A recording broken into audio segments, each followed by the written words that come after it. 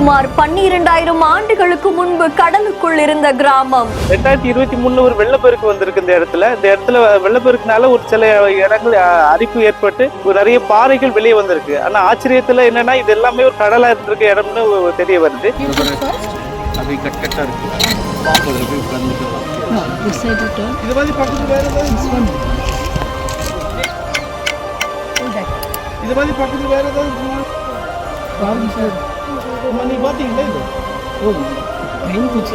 கொல்கத்தாவில் இருந்து புறப்பட்டு வந்த ஆராய்ச்சியாளர்கள் இங்க ரொம்ப இன்ட்ரெஸ்டிங்கா சிப்பிகள் நிறைய இருக்குது. கடல்ல இருந்தது ஒரு 10-12,000 வருஷத்துக்கு முன்னாடி உள்ள வாழ்ந்த இந்த இடத்துல ஒரு கடலா இருந்த இடத்துக்கான ஒரு அறிகுறிகள் எவிடன்ஸ் எல்லாம் கிடைச்சிருக்குது. இதை ஃபர்தரா நாங்க ஆராய்ச்சி பண்ணிட்டு இருக்கிறோம்.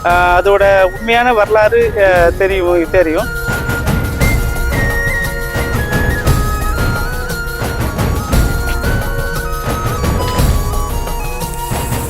சிகப்பு நிற பாறைகள், படிமங்கள், சிப்பிகள் பார்க்கவே வித்தியாசமா இருக்கே. இது ஃபர்தரா லோக்கல் கவர்மெண்ட் சப்போர்ட்டோட எல்லாமே சேர்ந்து இதை ஒர்க் பண்ணோம்னா உண்மையிலேயே ஒரு பல வரலாற்று உண்மைகள்லாம் வெளியே வரும். இதை பாதுகாக்கணும். ஃபர்தரா இது எந்த டேமேஜ் வராம பாதுகாத்து இந்த அடுத்த தலைமுறை கொண்டு போகணும். ஃபர்தர் ரிசர்ச் பண்ணணும்.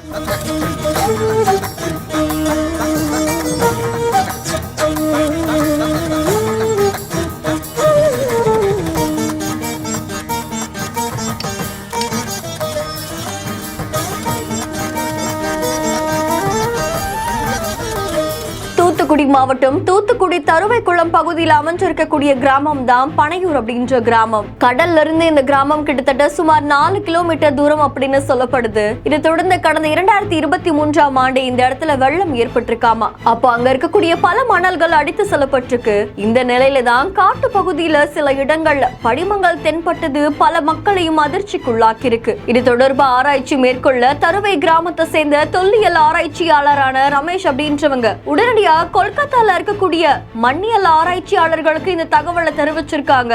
அவங்களும் கொல்கத்தால இருந்து தருவை கிராமத்துக்கு புறப்பட்டு வந்திருக்காங்க. பல முக்கிய தொல்லியல் ஆராய்ச்சியாளர்களும் பனையூர் கிராமத்துல இருக்கக்கூடிய அந்த படிமங்களை பார்த்திருக்காங்க.